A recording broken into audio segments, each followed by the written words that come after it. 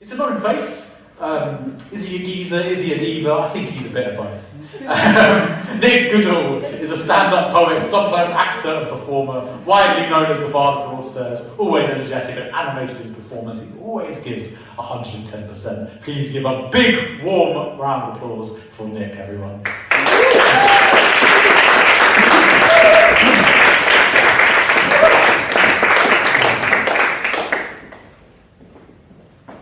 Never knowingly under-described, I can add diva to my collection of inappropriate epithets. I'm here this evening really to model Marks and Spencer's new winter collection. But actually, this I love. I truly love Hivemind.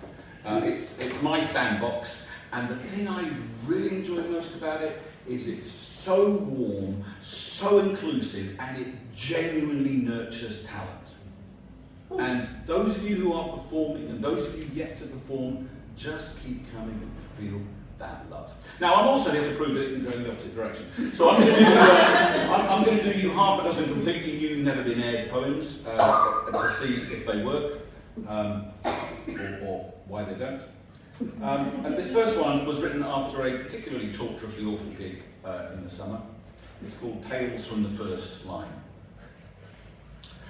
Applause rang out like sniper fire. The audience was thin, more like a séance than a gig. It truly was that dire. At least the drunks had stayed at home, their livers had packed in.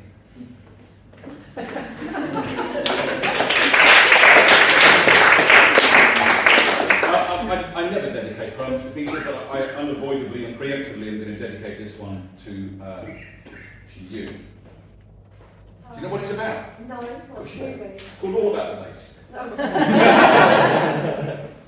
Something pretty certain now is I won't ever be a nimble-fingered bass player like those pretends my feed insists that I see. Not because I've left it late or I don't have God's rhythm, it's partly that I do not practice, walk my scales, strengthen my hands, whatever. Perhaps if I did, I might reach mediocre, but never make it to the back of a half-decent band standing next to the drummer. I will, I may, I can still get Instagram reminders that life doesn't turn out quite as planned unless I turned it off. It's not all about the bass after all.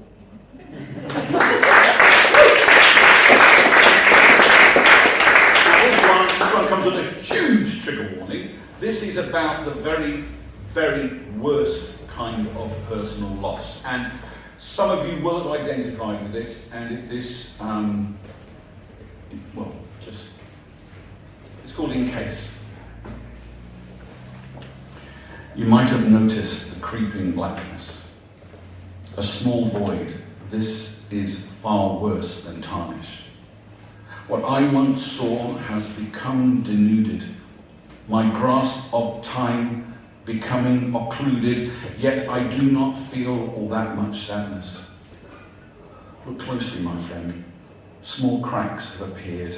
Perhaps this is how the light will get in. Freedom from obsession might now begin, and I might rely much more on within. My God was a false one I have revered. I've known this before. To loss I am prone. The impact this time feels quite terminal. Now I'm anxious, feeling vulnerable. I must seize the day, reach out and call. It's time that I bought a new mobile phone.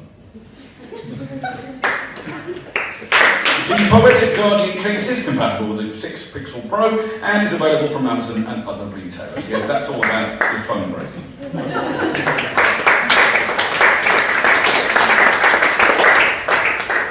I did, when I was last here, I said I'm about to go and do an evening reading poetry at the Salon for Erotica, which I thought was going to be a nightmare, and indeed it was. not for me, but just the audience. And I thought I'd better write a couple of poems, and the first one I came up with is this. It's called The Mile High Club. She really was the dimmest, the closest that she came to sexual adventure was riding on a plane to experience Aer Lingus.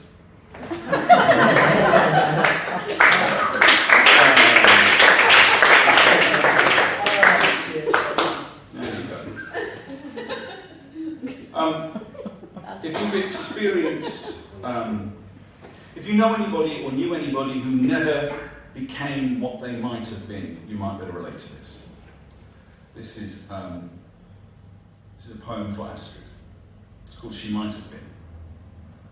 She might have been someone who changed the world for good, you see.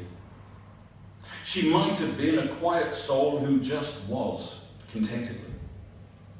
She might have been the greatest thing to those she'd yet to meet. She might have been the answer to questions yet to be. She might have been. She might have been. She might have been.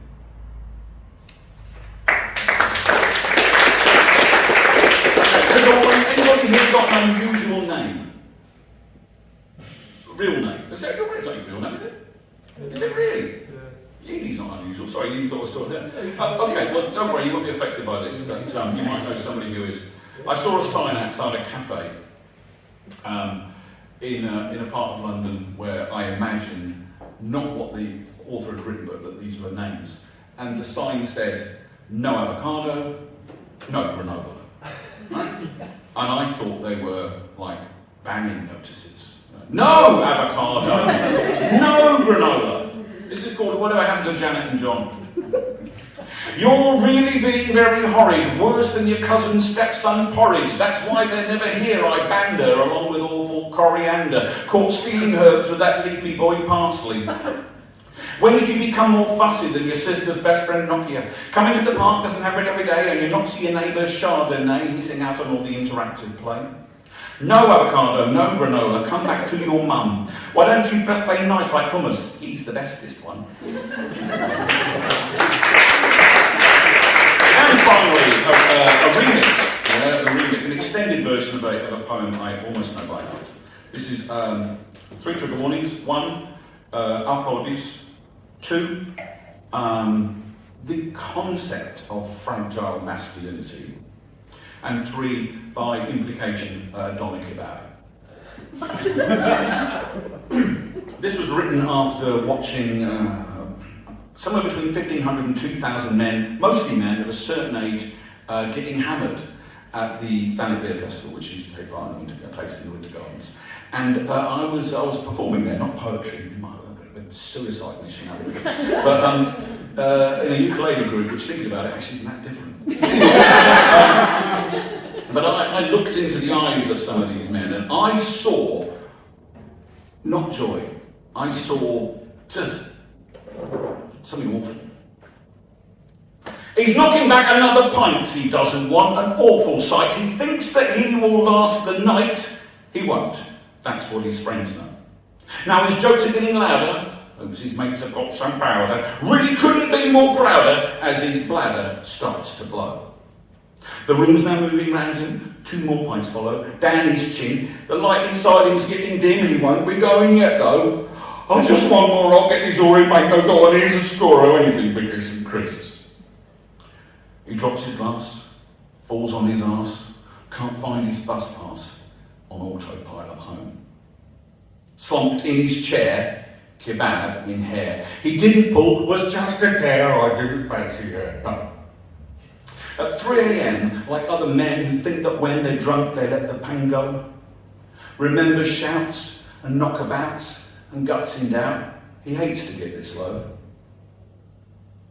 In the morning, he's knocking out another call. They call them cold, but they're just trawled. He hates them all. He's working for the money to fund this evening's crawl. He's knocking out his 3rd tonight. Although he knows it isn't right, he worries that he'll lose his fight. He can't release his grip though. He's knocking back another pint. This will not be his last, despite the doctor's words. He still recalls the end is now in sight. Thank you very much.